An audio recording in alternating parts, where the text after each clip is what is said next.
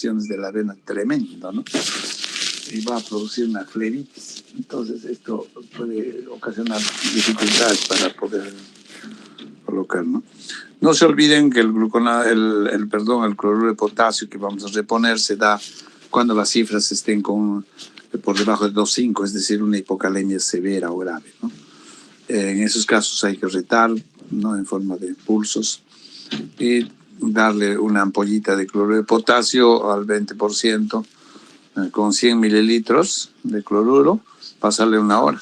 O 2 ampollas con 200 mililitros, pasar en 2 horas, ¿no? Eso es retable, o sea, das y luego te controlas y estás cuánto, y darle hasta 10 ampollitas en el día, ¿no? Ok, muy bien, muy bien. Anota, delegada, entonces, la participación de ustedes. Ya. Muy bien, ahora sí vamos a un gran capítulo de la nefrología, que son las enfermedades glomerulares. A ver, ¿puedes poner, por favor, compartir? Entonces, estas enfermedades glomerulares son también llamadas glomerulopatías, ¿ya? Ustedes saben que la unidad anatómica, histológica, unidad funcional del riñón es la nefrona, ¿no? Esa es una pregunta que desde Pablito, Coquito nos han enseñado, ¿no?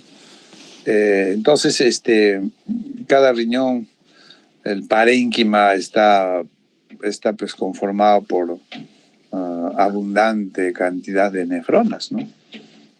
Aproximadamente estamos hablando de 1.200.000 nefronas en cada riñón, ¿no? Entonces, cuando uno se pregunta y dice, ¿y esa estructura del riñón, el parénquima que lo llamamos, de qué está formado? Está formado principalmente por la nefrona. Luego, ¿qué más hay dentro de la estructura? Dentro de esto hay vasos sanguíneos, hay linfa, ¿no? Hay intersticio entre los túbulos, ¿no? Entonces, eso es lo que nosotros encontramos. Lo que no hay en el parénquima, propiamente en la carne, vamos a decir, del riñón, no hay inervación, ¿no? Este parénquima, este riñón, está envuelto, pues, en una protectora llamado cápsula, ¿no es cierto?, de Gerota. Gerota describió que había una cápsula que cubría el riñón como protector. Esta cápsula de Gerota sí está inervada, ¿no? Entonces, si duele el riñón es porque la cápsula o se ha distendido, se ha estirado, está hinchado, por ejemplo, el riñón, no sé, por cualquier causa, o que está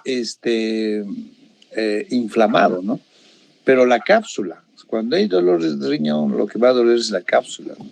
Si me duele el riñón, la región lumbar, se agarra el paciente, ¿no? Por ejemplo, una infección del riñón llamado pielonefritis va a inflamarse el riñón y va a doler, está inervado.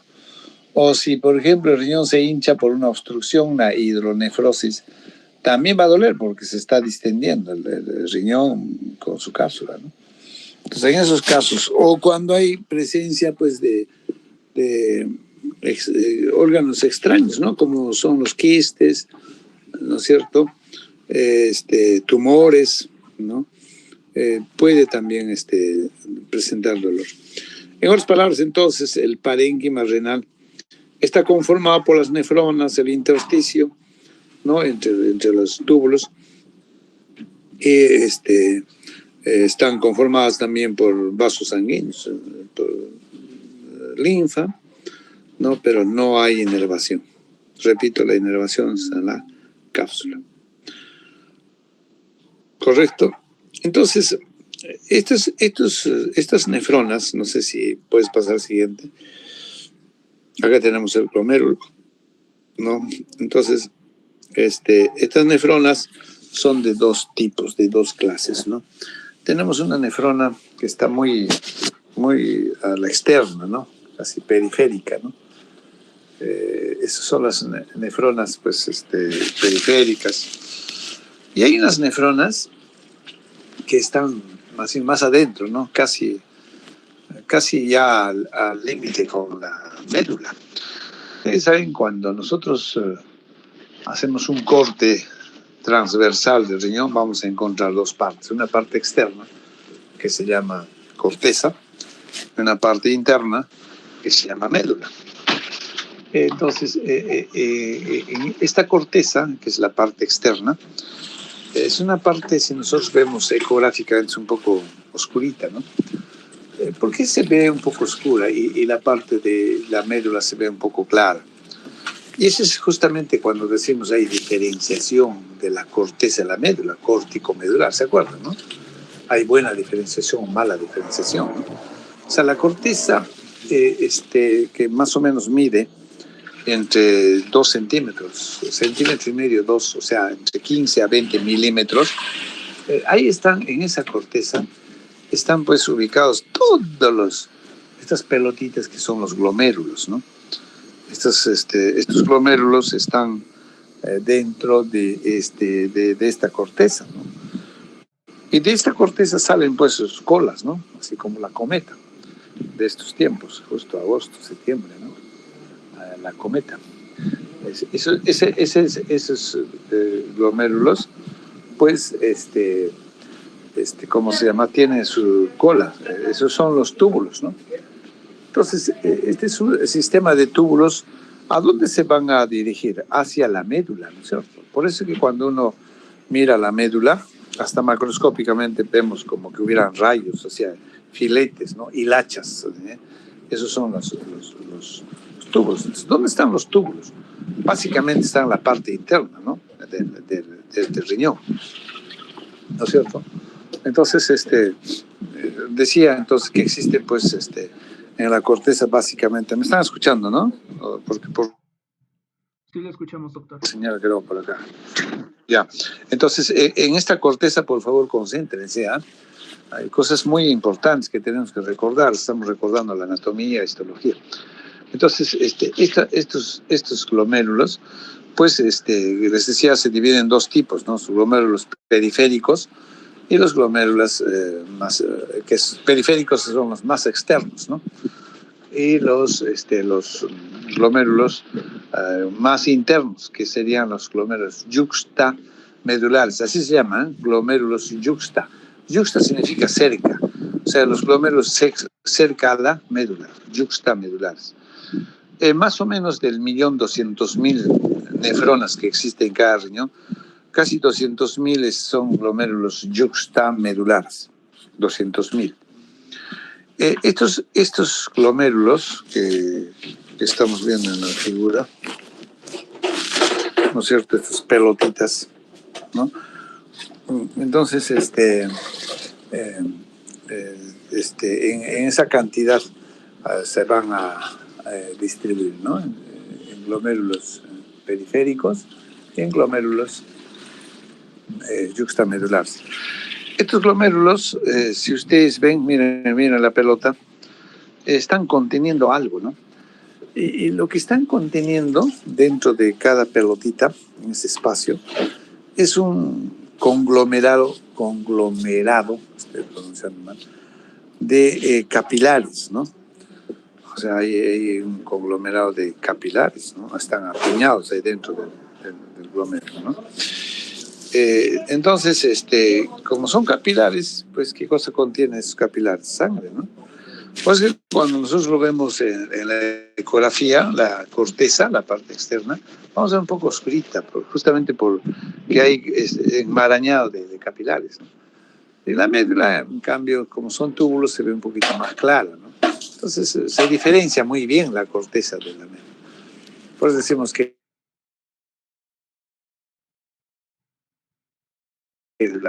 cuando pasa lo contrario y hay fibrosis, la médula y el glomérulo ya no se distinguen, ¿no? Entonces se ve blanco cuando hay fibrosis. Por eso es bueno siempre decir, ¿cómo está la diferenciación de la corteza de la médula? ¿Se diferencia bien o no? Si hay fibrosis, ya pues. Enmarañado, ya yendo a la parte del glomérulo que nos interesa ahora, porque vamos a estudiar cómo se enferman estos glomérulos. Conteniendo este enmarañado de capilares, tiene que ser alimentado, pues, ¿no es cierto?, estos capilares por las arterias, ¿no? En este caso son arterias tan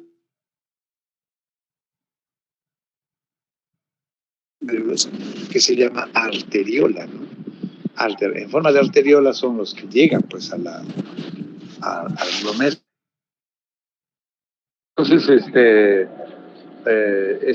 estos capilares, ¿no? ¿No? Llegan para irrigar este enmarañado. Entonces se llama arteriola aferente.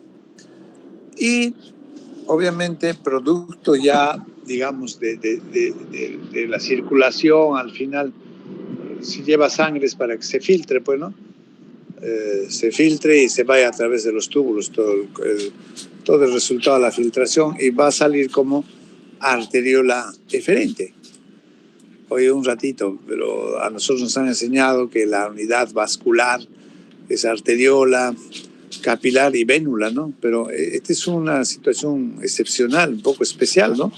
Mira, va como arteriola, capilar y sale como arteriola también, cuando debería salir como vénula, ¿no? Esto es un sistema porta en miniatura, ¿no?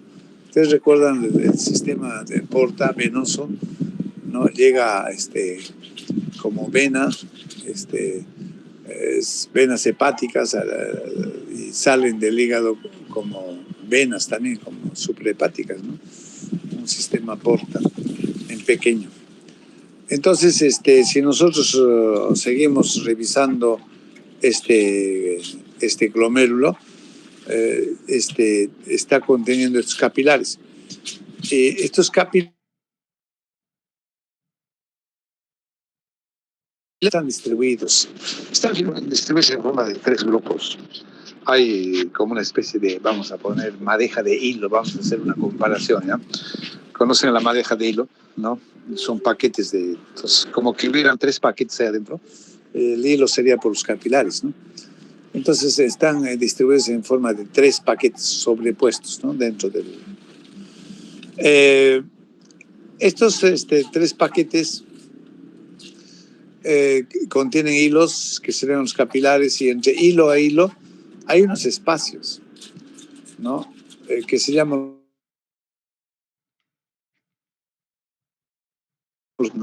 ¿Qué cosas Doctor, son se le está escuchando espacio entrecortado. Ya, ahora. Ahora sí. Hola, hola. ¿Me escuchan? Sí, ahora no? sí. Ahora sí, doctor. Entonces les decía de que este enmarañado de capilares que contiene el glomérulo es un conjunto de capilares que están, digamos, sobrepuestos en forma de paquetes de capilares, como 3 madejas de hilos, ¿no? Entre hilo e hilo hay un espacio que se llama el espacio mesangial. Este espacio mesangial es el soporte, digamos, de todo el enmarañado de capilares, ¿no? Que antes se decía que era un soporte inerte, ¿no? Pero este soporte, estos espacios que se llaman espacios mesangiales, contienen unas células especiales en forma de estrellas, que son las células estrelladas, ¿no? Las células estrelladas, ¿no es cierto? Y además de las células estrelladas del mesangio, existe también una sustancia matricial, ¿no? Una sustancia matricial, ¿ya? Entonces, ese es más o menos el contenido, ¿no? En este espacio mesangial, entonces están las células mesangiales con la sustancia matricial. Si ustedes se fijan, a ver, estos capilares, ¿me están escuchando, no? ¿Se escucha o está entrecortado? Sí, le escuchamos, doctor. Ya. Si ustedes se fijan al borde, mira, este glomérulo está cubierto por una cápsula protectora, ¿no? Fíjense, pues es como una coraza, ¿no? Esa cápsula se llama la cápsula de Bowman, ¿no? Y si ven ustedes esta cápsula y los capilares, hay un espacio que está en color negro. Ese sería el espacio de Bowman. O sea, una vez que los capilares filtran, ¿no es cierto? Filtran, primero llegarán pues al espacio de Bowman. Todo el producto ya del filtrado de estos capilares ya es la orina, pues. Es el inicio de la formación de la orina. Entonces, esto va a continuarse ¿con qué? Con los sistemas de túbulos, ¿no? El sistema de túbulos se pueden clasificar en túbulo contorneado, porque cuando sale su túbulo de este glomérulo, se contornea tremendamente, ¿no? Y proximalmente, próximo al glomérulo.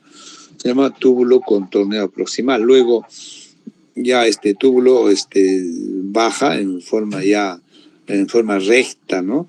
¿Se acuerdan? Delgadita, ¿no? Y luego hace una muesca y retorna, ¿no? Y en su retorno se engruesa un poquito. Entonces, va a formar una especie de asa, ¿no? Una especie de asa. Eso se llama el asa de Henle, ¿no?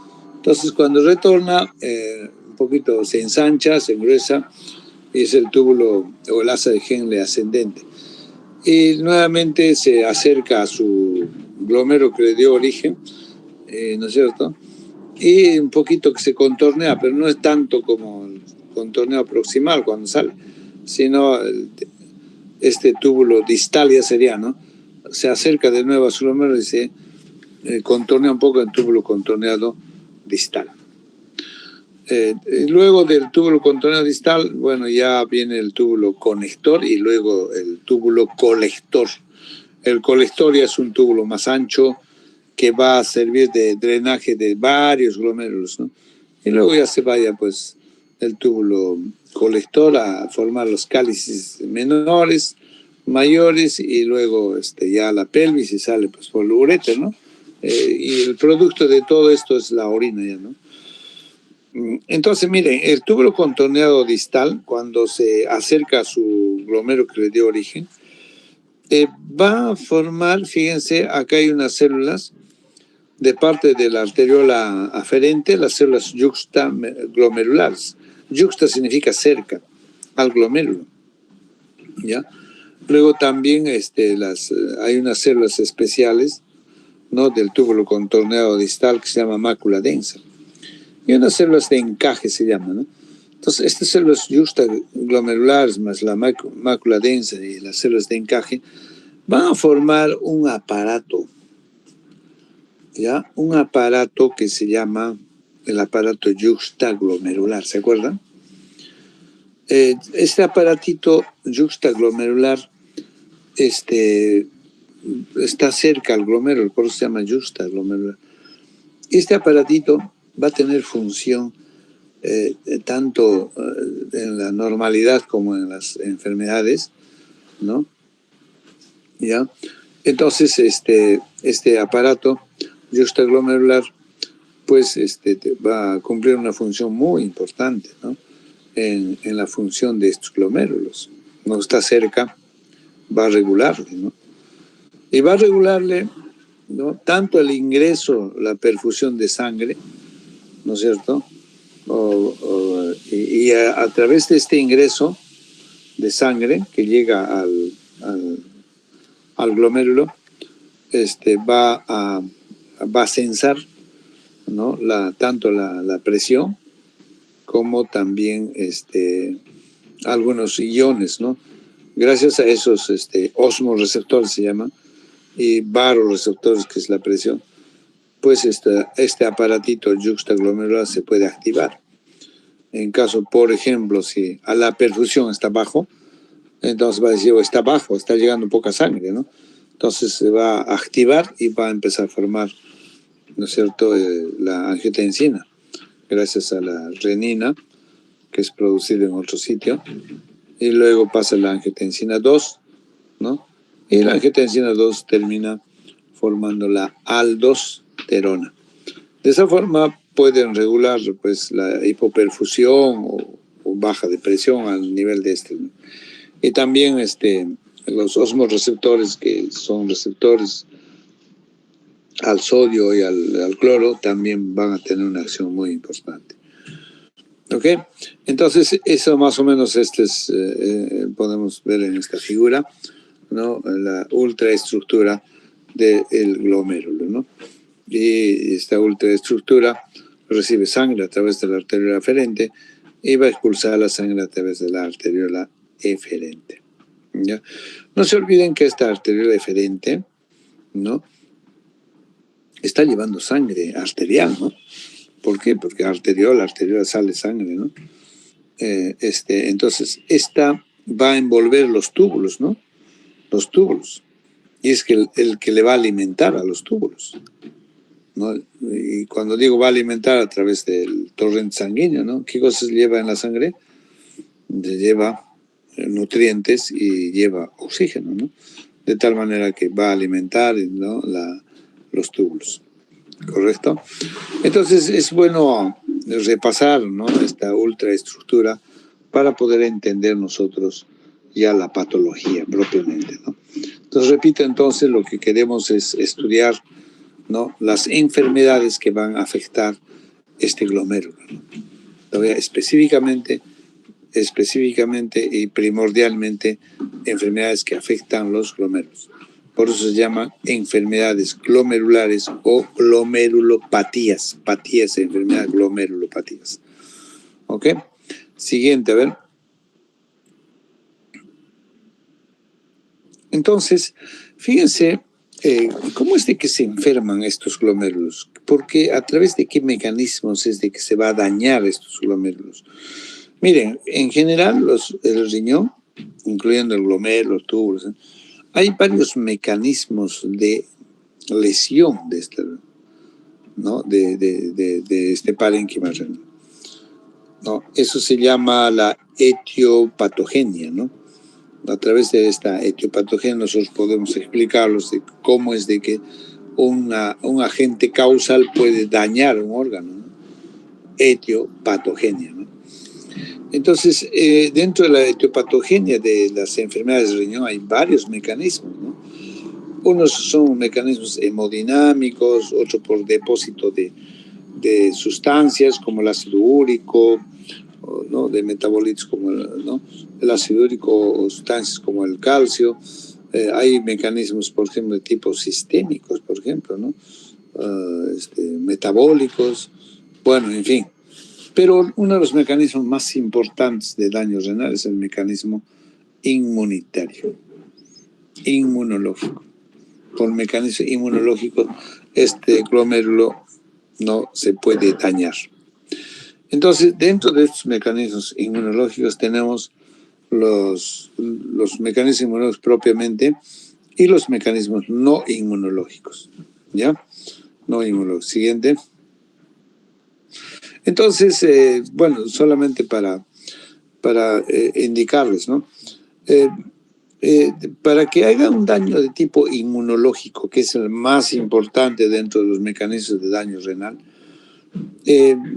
tiene que haber fundamental y primordialmente el complejo inmune. El complejo inmune está conformado por anticuerpos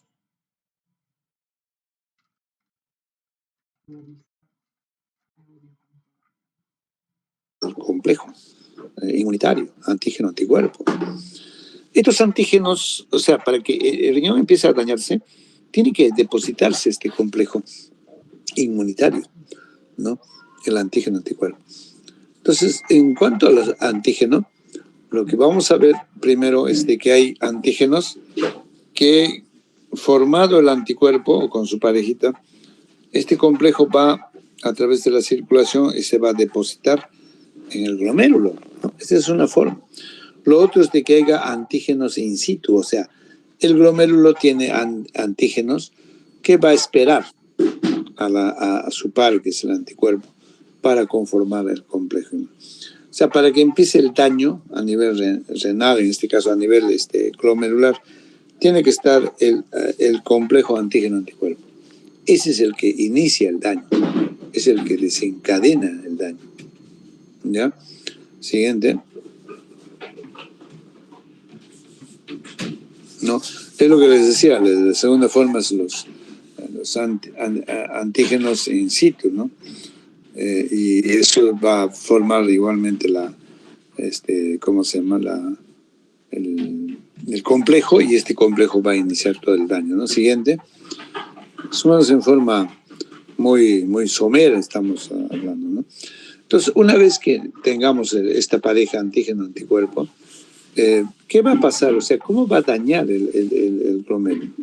Va a dañar, ¿no? Activando el sistema de complemento, y el otro es, siguiente, ¿no? Activando el sistema de la coagulación. O sea, imagínense, activa el sistema de complemento a través de la vía clásica y alterna y va a activar el sistema de coagulación. Finalmente eso se va a traducir en daño del glomérulo, el daño específicamente, si quieren, de la membrana basal, de la pared capilar, ¿correcto? Y entonces, como resultado de este daño, como lo está alterando la estructura misma, porque ustedes saben que la membrana basal, ¿no es cierto?, es parte de la pared.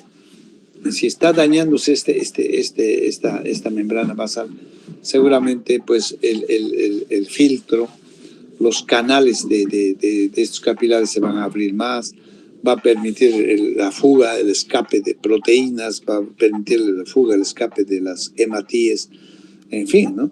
Va a haber un daño, pues, de la membrana basal tremendamente, ¿no?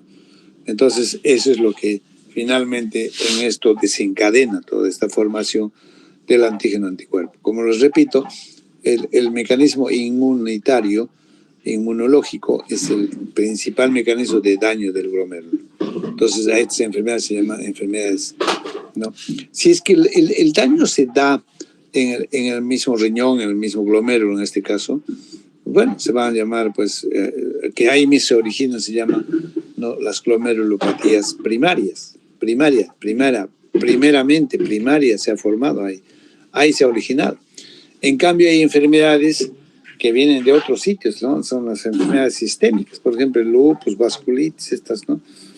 Estas entonces afectan sistémicamente otros órganos también y secundariamente van a afectar el glomérulo. Entonces hablamos de glomerulopatías secundarias. Entonces hay glomerulopatías primarias y glomerulopatías secundarias, ¿no? Siguiente.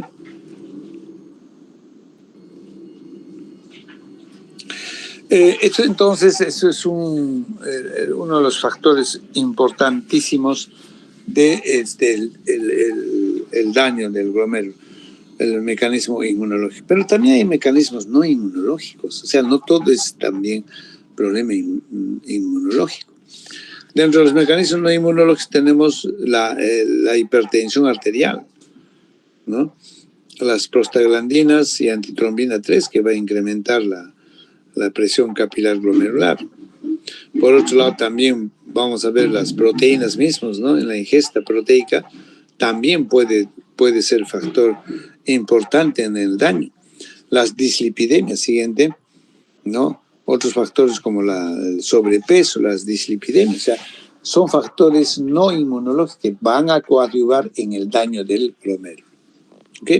Entonces, todo este mecanismo que les he explicado, etiopatogénico, ¿no?, y fisiopatológico, ese va a ser los causantes de la alteración estructural y funcional del glomérulo, ¿no? Eso pues ustedes lo han estudiado tremendamente en el curso de semiología y fisiopatología, ¿no? Así que solamente lo que estoy pretendiendo es hacerles un recuerdo muy somero de lo que significa, ¿no? Entonces, una vez así dañado el glomérulo, nos preguntamos, ¿no?, ¿qué tipo de daños puede producir a nivel del glomérulo? Y acá tenemos una clasificación, ¿no?, de las glomerulopatías.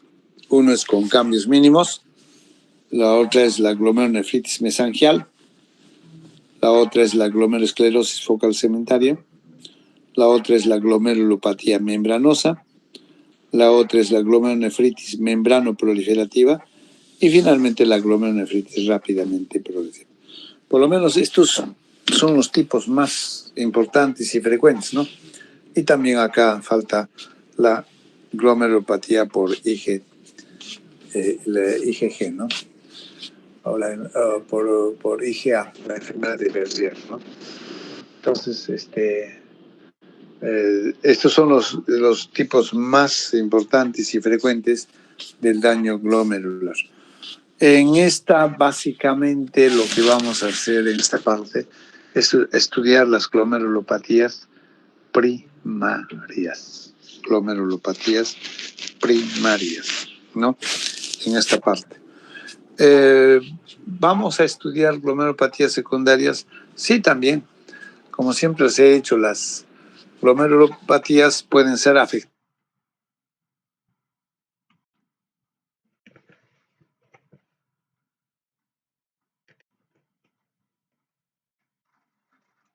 No, no ponlo acá. Ponlo acá tu mundo. No, espera. Acá ponlo primero. Primero ponlo acá al lado. El internet está al lado. ¿No tienes en otro lado? No, Ah, ya. ¿sabes quién también está al lado?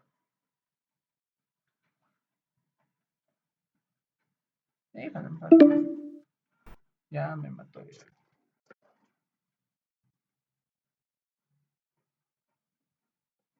El router de la casa.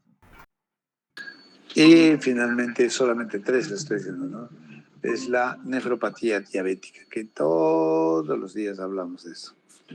Esas 3 enfermedades vamos a tocar dentro de las enfermedades secundarias. Pero por el momento vamos a hablar de las glomerulopatías primarias, ¿no? Y estas primarias habíamos mencionado que fundamentalmente son estas que están mencionadas acá, ¿correcto? Ok, vamos entonces, siguiente. Vamos a ver entonces, en primer lugar, las nefropatía con cambios mínimos. A ver, ¿por qué se llaman nefropatía con cambios mínimos? Cuando nosotros hacemos un estudio biópsico del riñón, hacemos un estudio de la biopsia, entonces, perdónenme un ratito.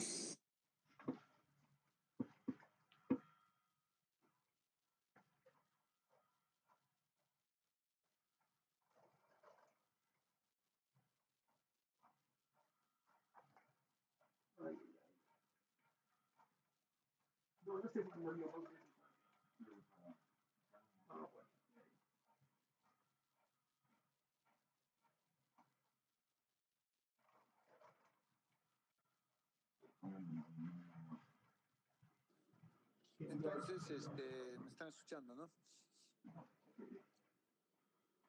Hola. Sí, doctor. Sí, le escucho. Entonces, a ver, vamos a ver. Estas nefropatías con cambios mínimos, les decía antes que cuando nosotros hacemos un estudio biópsico, de todas maneras, debería ser, digamos, idealmente estudiado por 3 tipos de microscopio, ¿no? Uno es con microscopio óptico, ¿ya? ¿Sí?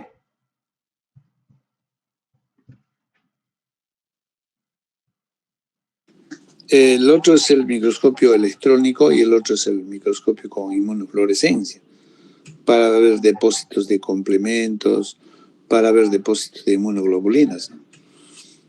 Entonces, idealmente es eso, ¿no? Ahora, esta enfermedad tiene varios nombres. Si usted se fija abajo, ¿no? Dice nefrosis lipoidea, también se llama glomerulopatía de cambios mínimos y glomerulopatía por fusión de podocitos. Los nombres, ¿por qué tienen esos nombres?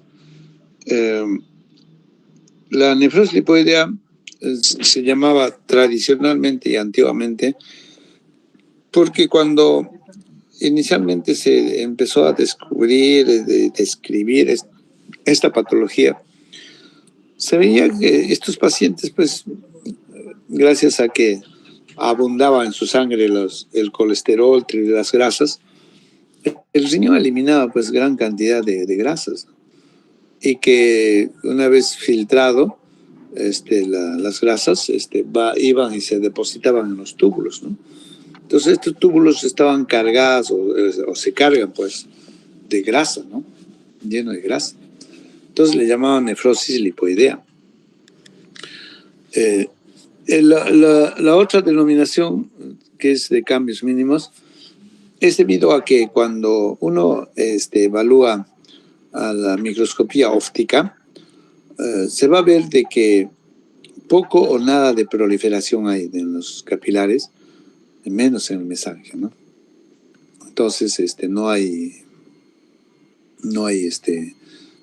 proliferación celular, ¿no es cierto? Por eso es que en esta enfermedad poco o nada se habla de glomerulonefritis, ¿no? Entonces se llama nefropatía mejor con cambios mínimos. Por eso, pero esto estudiado con ¿qué? Con la microscopía óptica, ¿no? Y se llama también glomerulopatía por fusión de podocitos. Fíjense entonces cuando uno recuerda la estructura del capilar.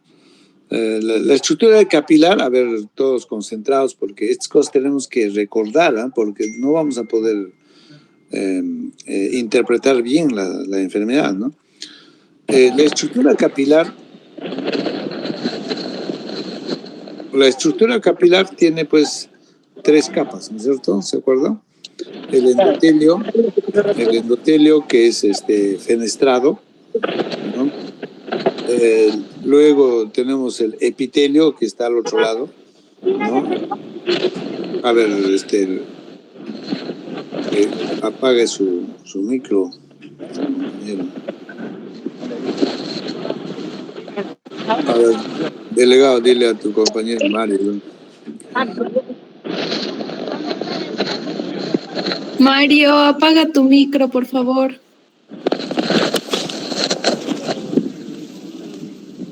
Bueno, entonces, les estaba diciendo, si nosotros recordamos la ultraestructura del capilar, a ver, toditos nos metemos ya dentro del glomérulo. Son 3 capitas, ¿no? Es como una pared. La pared tiene 3 capas, ¿eh? La parte interna, que muchas veces es yeso, o es un tarrajeo, ¿no? Y la capa externa, cuando uno sale afuera, ve pues la capa externa que estaría tapizando. Y entre las 2 capas, interna y externa, hay una membrana basal, en el cual descansa el endotelio, ¿no? Y el epitelio también, ¿no? Pero el epitelio tiene unas prolongaciones, así como, a ver, mírense la mano, toda la mano, correcto. Y esa mano tiene unas prolongaciones que se llaman dedos, en nuestro caso, ¿no? Esos dedos nosotros podemos separarlos, ¿no? Juntarlos, separarlos. Más o menos está así, ¿no? Entonces, el epitelio es como nuestra mano que estaría tapizando, ¿no? El capilar, pero con esas prolongaciones. Y esas prolongaciones lo tapiza, lo cubre el capilar. Pero estos dedos, abran los dedos, a ver, ¿no? Así abiertos estarían, ¿no? No están juntitos los dedos, sino abiertos. Y al abrirse, van a dejar, a ver, mírense los dedos, así en plano pongan la mano, y separados. Entre dedo y dedo hay unas rendijas, ¿no? Eso se llama rendijas de filtración, ¿no? Entonces, gracias a esas aberturas, se filtra, pues, ¿no? Entonces, pero estas prolongaciones en nuestra mano se llaman dedos, ¿no? En el caso del epitelio externo que tapiza, se llaman podocitos, o pies de podocitos, ¿no? O pedicelos, ¿correcto? En el cual se postula que la enfermedad de estas, y como de otras, ¿no? Se iniciaría en estos podocitos. Se inicia ahí toda la alteración. Por eso se llaman también podocitopatías ahora, ¿no? Entonces, eso es lo que pasa, ¿no? Entonces, esa es, digamos, la ultraestructura de la pared del capilar. El endotelio fenestrado, hay unos poritos, ¿no? El epitelio que cubre con sus prolongaciones que se llaman pedicelos o pies de podocitos, y entre endotelio y epitelio hay una membrana basal, ¿no? Una membrana basal. Entonces, por eso se llama, mira, fíjense, esas denominaciones, ¿no? Ya podemos ahora decir por qué se llama acá nefrosis lipoidea, porque se depositan grasa en esas células. ¿Por qué se llama glomerulopatía de cambios mínimos? Porque apenas hay proliferación, ¿no? Casi nada. Cuando uno ve a la microscopía, hoy parece que este glómero está normal, pero hay ligera proliferación y engrosamiento de la membrana basal. Por eso se llama cambios mínimos, o sea, los cambios son mínimos o casi nada. Tú no lo puedes advertir. Cuando uno no está acostumbrado a ver esto, pues sencillamente uno puede decir, los glómerulos lo veo que están normales, ¿no? Pero un patólogo que tiene experiencia y ve, va a decir, no, acá hay una ligera proliferación y la membrana basal está un poco engrosada, ¿no? Por eso se llaman cambios mínimos, o sea, es una enfermedad con cambios mínimos, ¿no? Y fusión de podocitos se llama con, a ver, de nuevo estiren vuestra mano, mírense el dorso, ¿no? Los dedos abran, normalmente así lo recubre el capilar, así abierto, ¿no? Pero ¿qué pasa si esos dedos se juntan? A ver, junten vuestros dedos, junten, y van a ver que la otra rendija se ha abierto más, ¿no? Se ha abierto. Y si se ha abierto, por ahí escapan proteínas. ¿Y por qué entonces se juntan? Por eso en esta enfermedad se postula que podría deberse a que aparecen. Ustedes saben que el capilar, la pared del capilar tiene carga negativa, ¿no? Se llama polianión negativo, ¿se acuerdan? En esta enfermedad se postula que aparecen, ¿no?, cargas positivas. Carga positiva con negativa se fusionan, se juntan.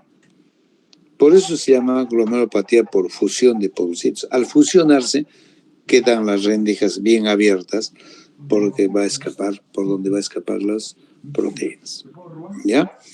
Eso sería entonces la explicación de las denominaciones que tiene esta nefropatía de cambios mínimos. Entonces, esta enfermedad se emplea para designar una enfermedad glomerular que cursa con síndrome nefrótico. Mira, Saque te está diciendo que va a ir con síndrome nefrótico. O sea, va a perder gran cantidad de proteínas. Y cuyos glomérulos son prácticamente normales, aparentemente, con lo que hemos explicado, sin depósito de inmunoglobulinas ni de complemento. ¿Ya? Siguiente.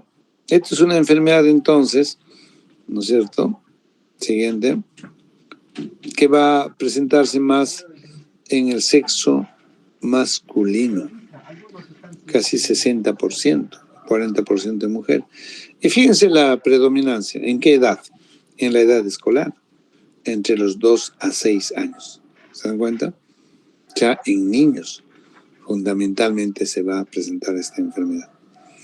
Y el 75% sin antecedentes previos, o sea, va a haber solamente un 25% que te diga, bueno, se está hinchando su niño. Generalmente los papás son los que consultan, se está hinchando, ¿por qué, no? Si solamente ha tenido una gripe, un proceso del laringio, faringio, ¿no? ¿Por qué se está hinchando ahora? Entonces, un 25% sí pueden ir precedidos por un cuadro respiratorio, faringitis, rinitis, etc. Pero la mayoría de pronto se va a presentar la enfermedad, ¿ya? Y los motivos por los cuales van a consultar los papás es que se empiezan a hinchar, ¿no? Tanto los globos oculares o como los edemas a nivel de los miembros inferiores, tobillo o pies. ¿Ok? Siguiente.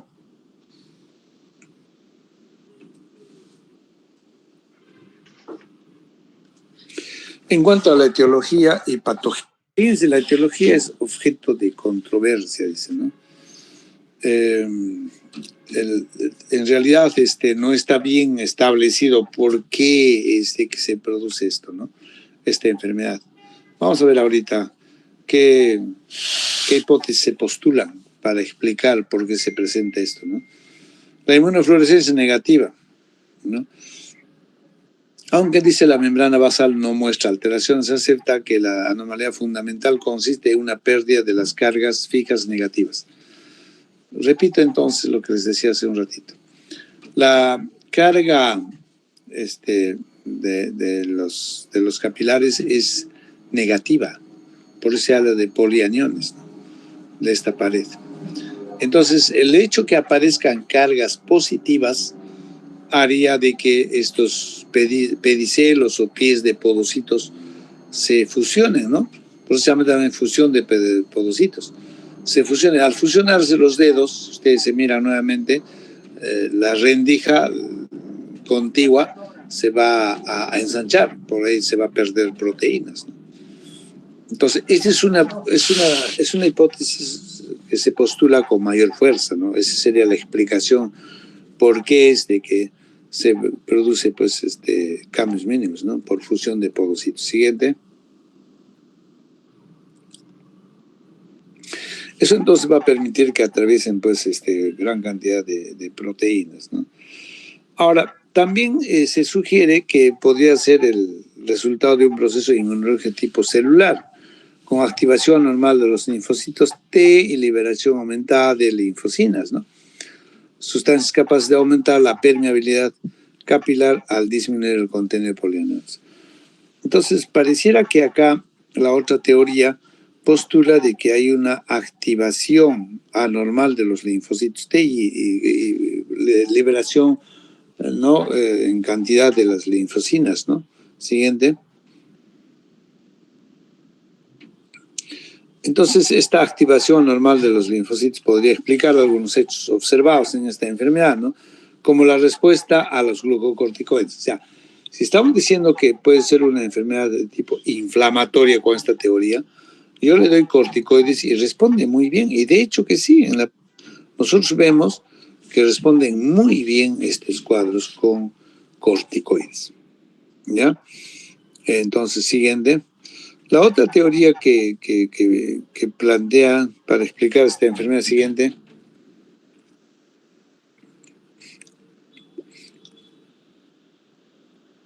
es las asociaciones con atopía, ¿no? Debido a una manifestación alérgica, ¿no?, así como la aparición de la enfermedad después de una inmunización o de una infección de las vías respiratorias altas. A veces ponen vacunas a los niños, ¿no?, y aparece esta enfermedad, ¿no? Entonces se ha sugerido que podría estar asociado a una respuesta atópica, ¿no?, propio del paciente, ¿no? Entonces, en los casos de esta enfermedad, cambios mínimos asociados a atopía, se ha observado una mayor incidencia del antígeno de histocompatibilidad HLA-B12. Entonces, básicamente hay tres teorías que explican esta enfermedad o tratan de explicar. Una es alteración de la carga eléctrica. Segundo, de tipo inflamatorio. Y tercero, que está asociado con atopías, ¿no? Siguiente. Pero la que tiene mayor fuerza para explicar esta enfermedad es la aparición de las cargas positivas, lo cual va a producir fusión de podocitos o pedicelos, ¿no?, de esos podocitos o pedicelos. ¿Correcto? Esas son entonces las teorías que tratan de explicar de cómo es que aparece esta enfermedad. En cuanto a la clínica y laboratorio, fíjense, la clínica está caracterizada por edemas que pueden ser muy intensos y acompañarse de ascitis, derrame pleural y anasarca. ¿Correcto? Entonces, estos pacientes, ¿no?, como quiera que pierden gran cantidad de proteínas, el paciente va a presentar edema, ¿no? No nos olvidemos que los edemas en niños fundamentalmente empiezan a nivel palpebral y genital primero. No es como los adultos que empiezan en los pies, tobillos, y luego empieza a aumentar, ¿no? Inicialmente en los niños se hinchan los ojitos, la región genital, el testículo, si es varoncito, se llena, entonces va a producir hidroceles, ¿no? En el caso de las mujercitas, bueno, la región genital, los labios mayores, menores se van a hinchar, ¿no? Así empieza, ¿no? Y luego ya empieza el edema en los pies, tobillos, y puede hacerse generalizado llegando hasta el anasarca. ¿Qué cosa es anasarca? Es la presencia de líquido o de retención hídrica, no solamente en la piel, en la grasa, ¿no?, sino también a nivel de las cavidades virtuales. ¿Cuáles son las cavidades virtuales? La pleura, la cavidad abdominal, o sea, el peritoneo, y el pericardio, ¿no? Entonces, cuando yo veo que está hinchado el paciente y además tiene agua en los pulmones, decimos, en la barriga o en el pericardio, estamos hablando de anasarca. ¿Ya? Anasarca. Entonces, estos pacientes que generalmente son niños, también pueden presentarse en adultos, en ancianos, ¿no? Pero más generalmente en niños, va a caracterizarse por iniciar con un edema, ¿no es cierto?, bastante leve y puede llegar inclusive al edema generalizado y anasarca. ¿Ya? Siguiente. Ahora, en adultos obviamente ya sabemos cómo a ver, un ratito.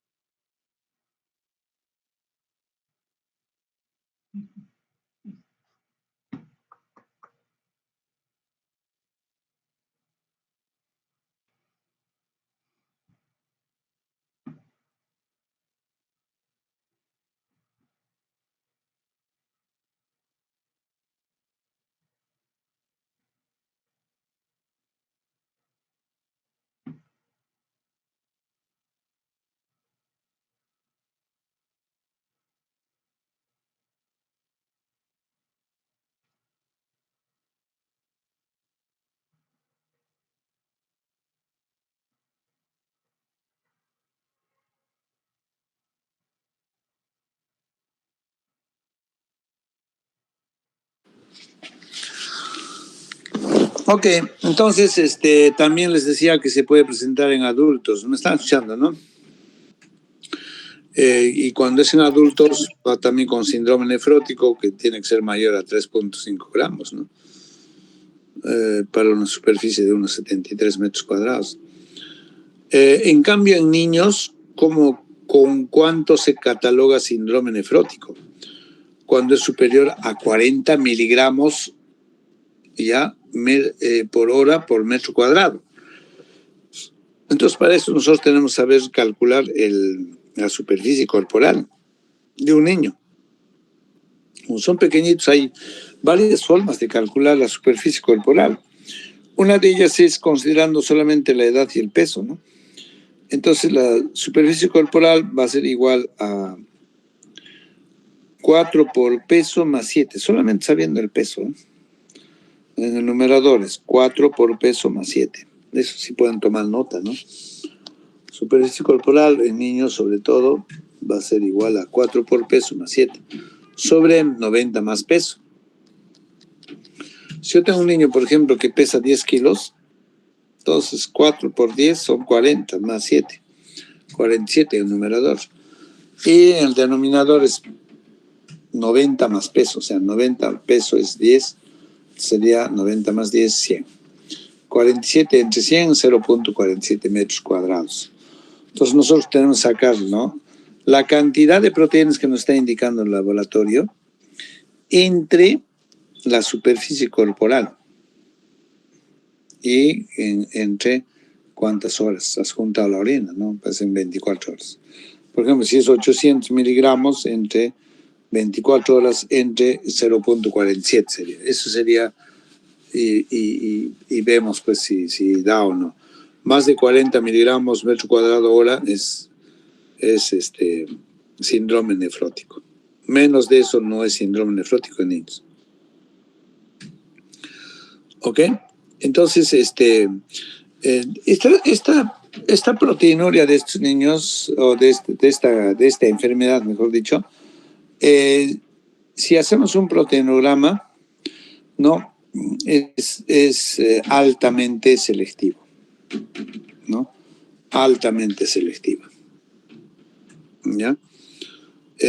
Altamente selectivo significa albuminuria más del 86%. O sea, si yo veo a ver qué tipo de proteínas es lo que se está eliminándose por el riñón, vamos a ver que más del 86%, ¿no?, van a ser albuminuria, por eso se llama altamente selectivo.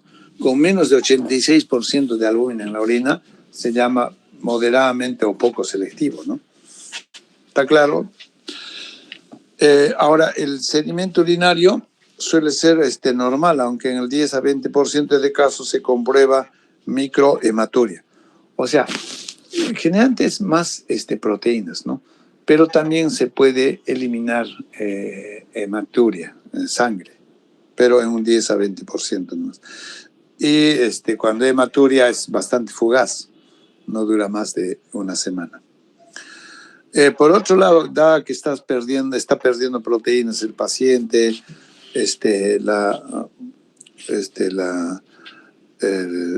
entonces la albúmina o las proteínas en la sangre va a disminuir, ¿no? Entonces empieza a disminuir sobre todo la albúmina. Y como respuesta a esto va a haber pues edema, ¿no?, que ya hemos indicado. Siguiente.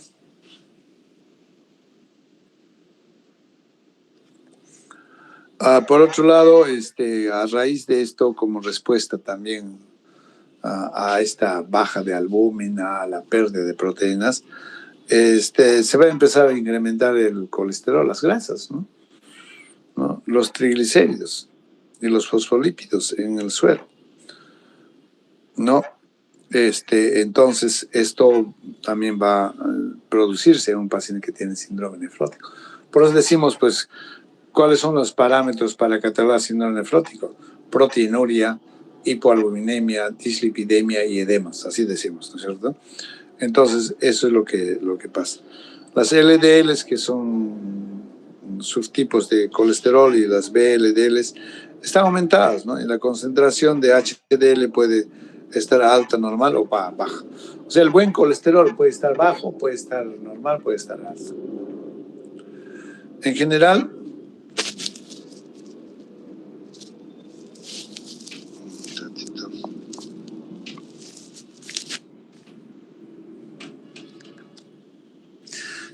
entonces se comprueba una hiperlipoproteinemia tipo 2A o 2B, ¿no?, en 60%, y con menor frecuencia el tipo 5 en un 30% o 4 en un 10%.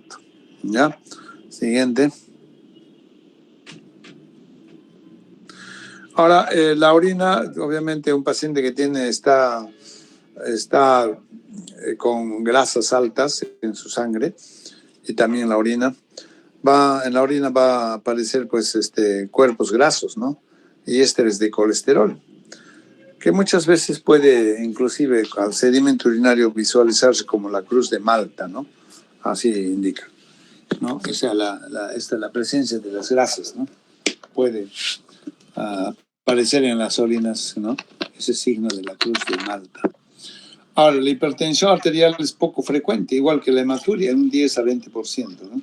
Pues en buena cuenta, el paciente va a ir con hematuria también fugaz, con hipertensión, o sea, va a haber síndrome nefrítico también, pero muy fugaz. Fundamentalmente se caracteriza esta enfermedad por síndrome nefrótico. ¿Correcto? Eso es lo que... ¿ya? Diferentes fracciones del complemento sérico y los niveles de properdina son normales en este caso. Siguiente.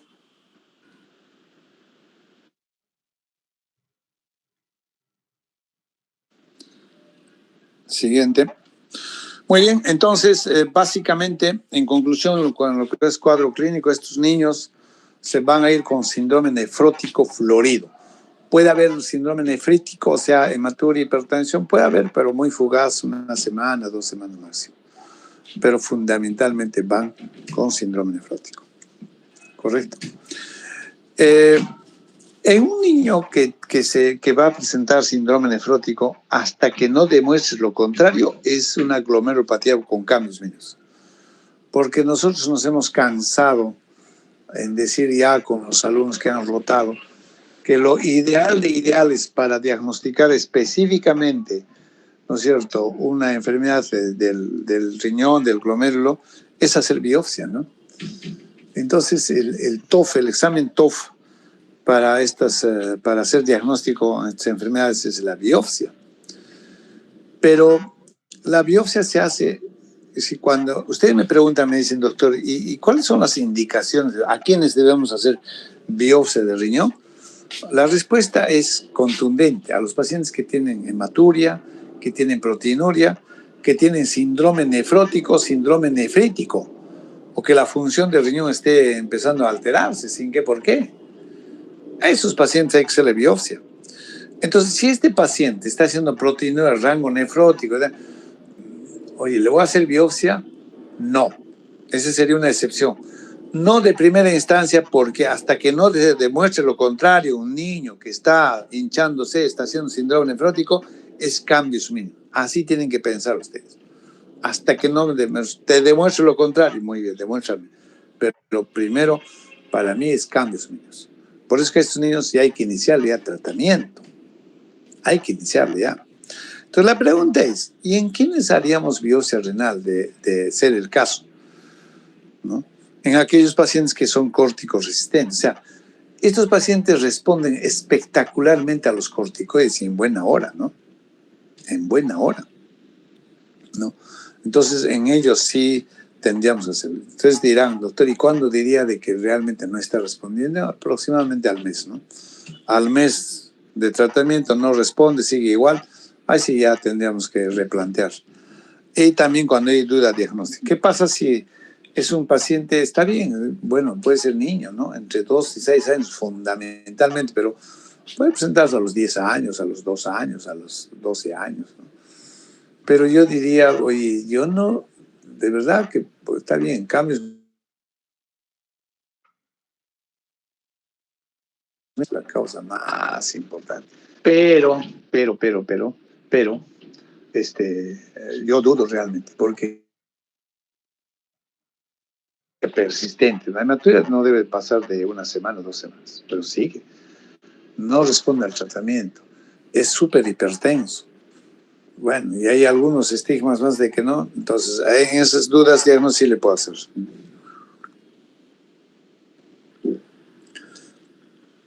Entonces, en esos casos sí le hacemos biopsia renal. ¿Qué vamos a encontrar en la biopsia renal? Fíjense, a la microscopía óptica vamos a encontrar, puede haber un engrosamiento de paredes capilares. Puede haber prominencia de células epiteliales, puede o no haber hipercelularidad mesangial. Los tubos renales contienen proteínas y pequeñas gotas de grasa. ¿Ok? Entonces, a la microscopía óptica vamos a encontrar esto. Siguiente. A la inmunofluorescencia, 50% negativo, 50% es positivo. Y a la microscopía electrónica vamos a encontrar fusión de podocitos. O sea, que los podocitos se fusionen, eso a la microscopía electrónica, ¿no? Siguiente. Aquí está, lo que les decía. Estos glomérulos, mira, aparentemente están normales, ¿no? Ya, vamos. No, aparentemente, o apenas, mira, si uno, bueno, nosotros no estamos habituados, ni ustedes ni yo, a ver glomérulos, pero un patólogo nos va a decir, si acá hay un poquito de proliferación celular, la membrana va a ser un poquito engrosada, pero yo la verdad no veo. Esa es la característica, por eso se llama glomerulopatía con cambios mínimos, ¿no? Siguiente. Miren, a la microscopía electrónica, mira, si ustedes ven las flechitas, los pedicelos, las prolongaciones, con nuestros dedos sería, están justo.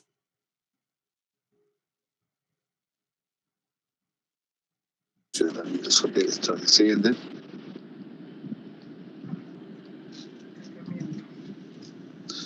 En cuanto al es importante, relativo, ¿no?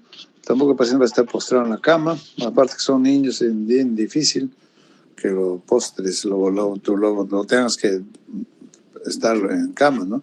Pero relativo significa, puede ser en la casa, puede estar, pero no puede, pues, hacer actividades físicas fuertes, puede sobrecargar el riñón, aumentar peor la pérdida de proteínas.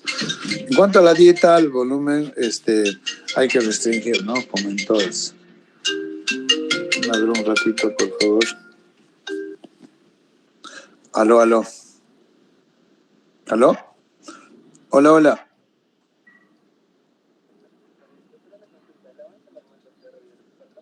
Sí, el seminario.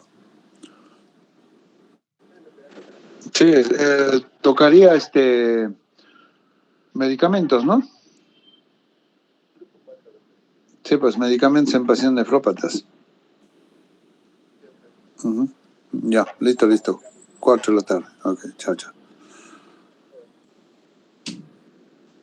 Ya.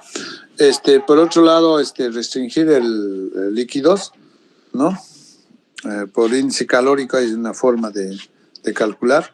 El sodio en 50-70 miliequivalentes, o sea, 3 gramos, 4 gramos. Cada gramo de sal, sodio, tiene 17 miligramos de sodio, ¿no?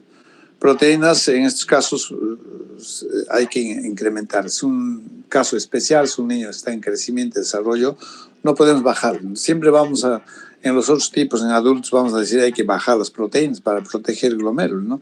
Pero en este caso, más bien se le da 2 a 4 gramos por kilo día o 1 gramo de kilo más la pérdida diaria.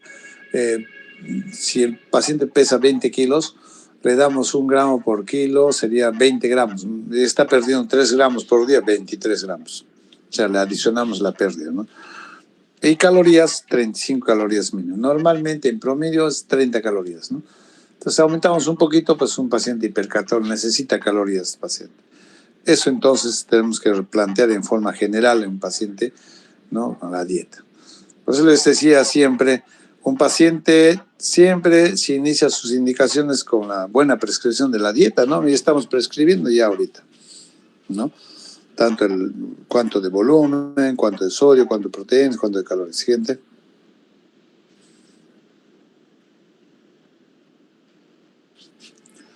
Bueno, debido a la hipovolemia, solamente los diuréticos vamos a dar en casos de que el paciente esté muy hinchado, con agua en los pulmones,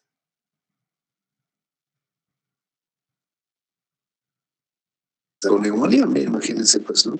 Y que a eso agregue el agua, pues, vamos a tener problemas respiratorios, ¿no? Hidroceles dolorosos, que el testículo está bien hinchado, en esos casos diuréticos, así nomás no hay que dar. La furosemia podemos dar de 2 hasta 5 miligramos por kilo, esto se puede repetir cada 6, cada 8 horas, ¿no? Los coloides vamos a dar en forma de albúmina al 20 a 25% de dosis de 0.5 a 1 gramo por kilo y peso. Entonces, todo esto hasta ahorita sería un tratamiento sintomático. Es como decir, tengo una faringitis, le tengo que dar para su tos, para su fiebre, para el dolor de garganta. Vamos a darle antibióticos. En este caso, el tratamiento específico para este paciente va a ser corticoides. No se da corticoides en forma de prednisona. 60 miligramos metro cuadrado día. Para eso nuevamente calculamos la superficie corporal y le vamos a dar eso dividido en 3 dosis al día, ¿no? Eso durante el primer mes. No hay que excederse más de 80 miligramos de corticoides. Luego, el segundo mes damos 40 miligramos metro cuadrado interdiario por 4 semanas, ¿no?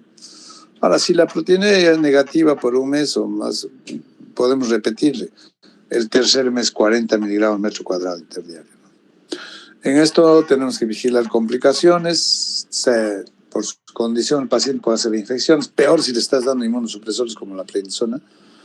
Hay que ver, ¿no? Puede hacer una neumonía, una infección urinaria, puede subirse la presión, o sea, todas las complicaciones hay que monitorear. Ahora, si es córtico resistente, hemos dicho que hay que hacer biopsia renal. Ahora, muchas veces los pacientes pueden recaer, o sea, lo que están yendo bien, ya no tiene hinchazón, la proteína ha bajado, está ok, se siente bien el niño, pero de pronto hace una faringitis, una faringotraquitis, una neumonía, una infección urinaria, de nuevo se hincha, empieza a perder proteína, se llaman recaídas, ¿no? Siguiente.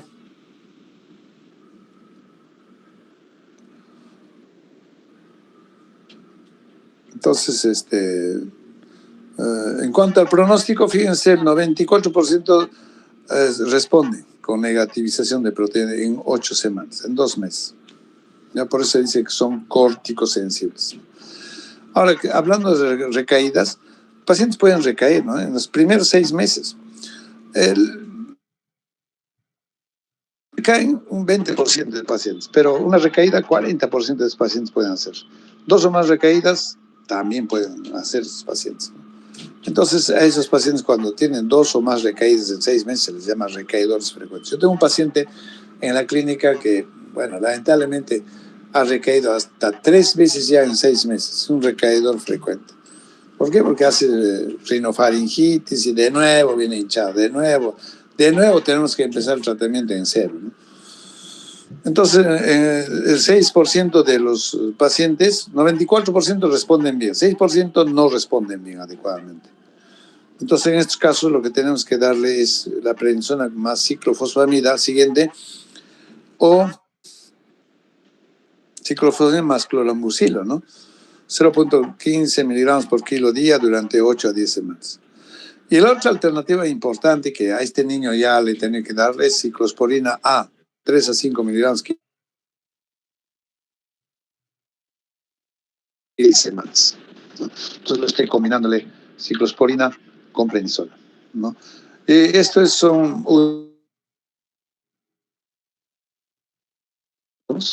es de que las glomerulopatías de cambios de estos bebitos pues no evolucionan a insuficiencia renal crónica. O sea, nosotros usualmente no vamos a ver niños en diálisis por cambios mínimos, salvo que, ojo, esos cambios mínimos virajes se llaman, cambien a focal segmentaria o a membranas. Pueden cambiar. Eso se llaman los virajes anatomopatológicos. En ese caso, sí. La piña sería de que se conviertan de lo que era cambios mínimos a focal segmentaria o una glomerulonefritis membranas. Pero como tal, purito, cambios mínimos, no hace insuficiencia. Y siempre decimos, qué bueno, ¿no? Estos angelitos que estén llegando a diálisis, ¿no? Siguiente.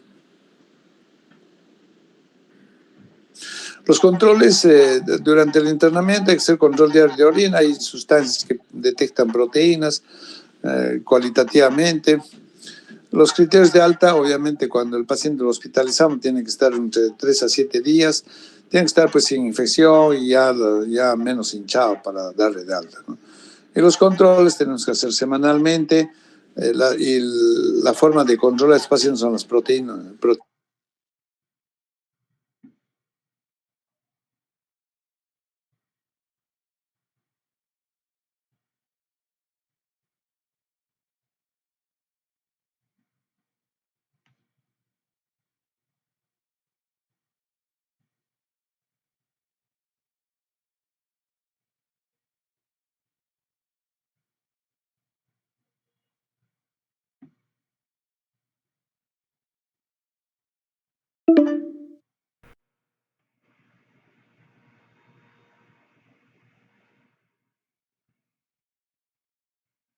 Pediatría o 2 años, van a haber pacientes que están hinchados, tienen síndrome nefrótico, hasta que no demuestre lo contrario, es cambios mínimos, glomerulopatía de cambios mínimos. ¿Ya? Listo. Muy bien, muchachos, buen fin de semana. Hasta el día lunes 2 de la tarde. Ya, chao. Gracias, doctor. Chao, chao, chao, chicos.